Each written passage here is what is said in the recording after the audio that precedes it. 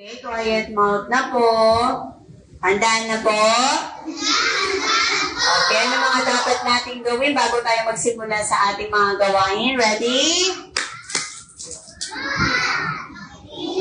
Okay. Alright, next.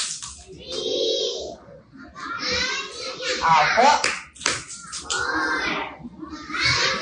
Okay. Ang Peter ay maging mabait. Kailangan maging mabait palagi. Lalo na kapag